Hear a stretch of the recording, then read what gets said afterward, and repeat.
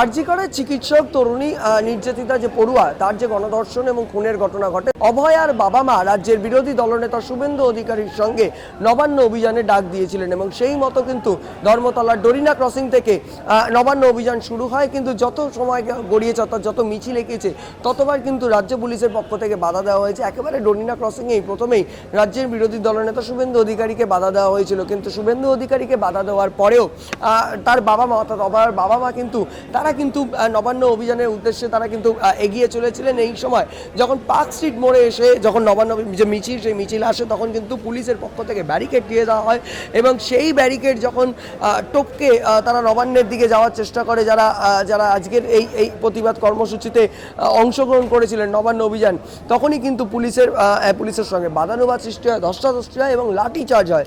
এবং লাঠিচার্জের ফলে যেটা জানা যাচ্ছে একাধিক বেশ কয়েকজন মানুষ আহত।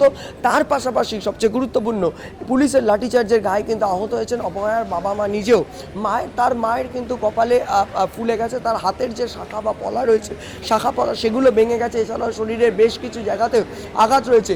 তাৎক্ষণিকভাবে তাকে সেই পার্ক স্ট্রিট থেকে তাকে কিন্তু চিকিৎসকেরা কলকাতায় বাইপাসের ধারে বাইপাসের ধারে একটি বেসরকারি হাসপাতালে এই মুহূর্তে নিয়ে এসছেন। তার সমস্ত শারীরিক পরীক্ষা নিরীক্ষা হচ্ছে, সিটি স্ক্যান থেকে আরম্ভ করে সমস্ত কিছু পরীক্ষা নিরীক্ষা চলছে। বিশেষজ্ঞ চিকিৎসকদের নিয়ে বিশেষজ্ঞ একটি মেডিকেল টিম গঠন করা হয়েছে। এছাড়াও আরজি করের যারা চিকিৎসক তাপস প্রামাণিক থেকে আরম্ভ করে একাধিক চিকিৎসকরা রয়েছেন বিজেপি নেতা তথা আইনজীবী কৌস্তব বাগচি নিজে রয়েছেন এবং এই কিছুক্ষণের মধ্যে যেটা খবরে পাওয়া যাচ্ছে এছাড়াও একাধিক বিজেপির উচ্চতর নেতৃত্ব, এর পাশাপাশি আরজি কর হাসপাতালে বা একাধিক চিকিৎসক মহলের যারা সিনিয়র চিকিৎসক তারাও কিন্তু ইতিমধ্যে এই ঘটনার তীব্র নিন্দা জানিয়েছেন এবং তারাও একে একে কিন্তু এই হাসপাতালে এসে উপস্থিত হচ্ছেন। ক্যামেরায় মোহিত শেঠের সঙ্গে আদিত্য মজুমদার ও বিক্রান্ত রায়, রিপোর্ট জজবাত 24 বাংলা, কলকাতা। প্রথমত চিকিৎসা পরে মানে মানুষ হিসেবে আমি এটা মানতে পারছি না যে কন্যা সন্তান যার নেই আর যে আর কোনোদিন ফিরে আসবে না, তার সেই ধরনের একজন সন্তান হারা মা বাবার উপরে কীভাবে উদ্ধত হতে পারে কোনো মানুষ? পুলিশ হোক, মন্ত্রী হোক, নেতা হোক, নেত্রী হোক, সেটা পরের কথা, মানুষ হিসেবে কী করে করতে পারে সেগুলো? এবং তারা মানে আজকে একদমই উভ্রান্তের মধ্যে ছিলেন, কারণ কি আজকেই তো সেই দিন। 1 বছর আগে যখন তারা জানতে পেরেছেন যে মেয়ে কোনদিন ফিরবে না, এখন এবার আস্তে আস্তে বুঝতে পারছেন যে হয়তো মানুষের মধ্যে সবাই নরপিশাচি বেঁচে আছে, সেটাই আজকে জানতে পারলাম আমরা। কাকিমার তো কপাল ফুলে গেছে, হাতে চোট আছে, শাখা পলার ওপর আঘাত হয়েছে। এবারে আমি জানি না মানে সন্তান শূন্য হয়েছে, এবারে কি বিধবা করা বাকি ছিল? কাকুর ওপরে তো অলমোস্ট মানে চেস্টের ওপরে আঘাত আছে যেটা শুনলাম এবং দেখলাম। সেই জায়গাতে আমি প্রেজেন্ট ছিলাম না, কিন্তু এখানে হসপিটালে এসে যা দেখলাম বা শুনলাম বা যা গতিবিধি চলছে, এখন এই মুহূর্তে ওনার কাকিমার সিটি স্ক্যান চলছে, মাথা ঘোরা আছে, সিচুয়েশন ফিজিক্যালি দেখার মতো চিকিৎসকরা আছে। আমিও নিজে চিকিৎসক, ব্যাপার স্যাপার বুঝতে পারি, কিন্তু এই মুহূর্তে আমি খুবই একজন আবেগপ্রবণ নাগরিক হিসেবে এটাকে মেনে নিতে পারছি না যে এটা আমার শহরতলিতে এটা হতে পারে। সায়ন্তনী ঘোষ হাজরা, ডাক্তার। আমি আহত, আমার নিজের কোমরে লেগেছে, অভয়ের বাবার লেগেছে, সবার বহু একাধিক। কিভাবে লাগলো ঘটনাটা?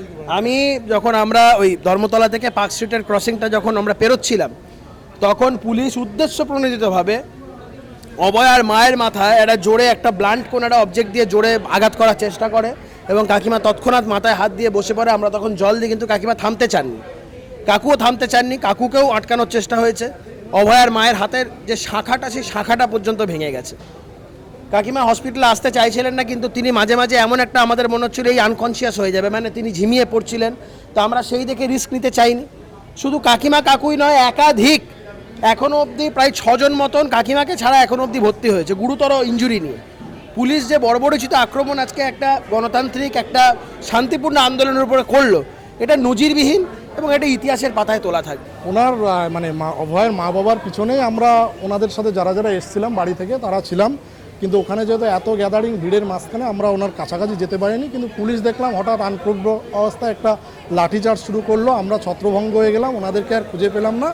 এবং পরে আমি যখন জানতে পারলাম, যখন ওনাদের পেলাম, তখন যেগুলো আমি দেখতে পেলাম সেটা হচ্ছে কপালে ফোরহেডে একটা বড়সড় সোয়েলিং আছে, যেটা আপনাদের মিডিয়ার ছবিতেও আপনারা দেখিয়েছেন ক্লিয়ারলি, এটা সাবকিউটেনিয়াস হিমাটোমা টাইপের লাগছে। এবং তাছাড়া হচ্ছে মানে কোনো ব্লান্ট অবজেক্ট বা কোনো লাঠি দিয়ে জোরে যদি মাথায় আঘাত করা হয় তবেই একমাত্র এই ধরনের ঘটনা ঘটতে পারে, বা ব্যাক সাইডে বেশ কিছু ব্রুইশ, আমি যেগুলো এক্সটার্নাল ইনজুরি, কারণ রাস্তার ভেতরে তো আর সব কিছু দেখা যায় না। আর পুলিশ যারা মাথায় এই ধরনের ভাবে মারতে পারে, তো সেক্ষেত্রে তারা বডির অন্যান্য জায়গায়ও লেগেছে, তো সেক্ষেত্রে ইন্টারনাল ইনজুরি কী আছে এটা বলা সম্ভব নয় ওই অবস্থা। এবং হাতের যে শাখা দেখলাম একটা ভাঙা হাতে লেগেছে, সেখানেও বেশ পেনফুল। পেন কিলার আমি দেওয়ার চেষ্টা করেছিলাম, কিন্তু তখন ওই মোমেন্টে হচ্ছে নশিয়া হচ্ছিল। নশিয়া জেনারেলি মাথায় লাগলে অনেক সময় দেখা যায় কনকাশন ইনজুরি বা কোনো ইন্টারনাল ইনজুরির জন্য হতে পারে।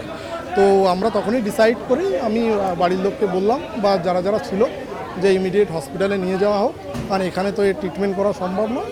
তো আলটিমেটলি আমরা মেডিকাতে এখন ভেতরেরা দেখছে, একটা সিটি স্ক্যান করে অন্তত দেখা উচিত, তারপরে বাকি ডিসিশনটা যারা যারা দেখছে তারা সিদ্ধান্ত নেবে কী করবে।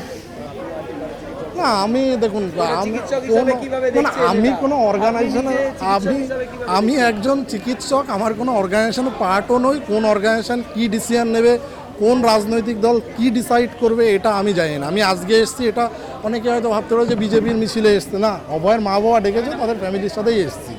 এটা আমি অন্য কোনো রাজনৈতিক দলের মিছিলে আমি নিজেও আসতাম না।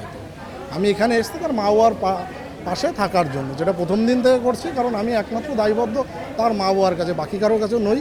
তার জন্য এবার বাকি কোন অর্গানাইজেশন কী করবে না করবে সেটা তাদের ব্যাপার, সেই নিয়ে আমি কিছু বলতে পারি।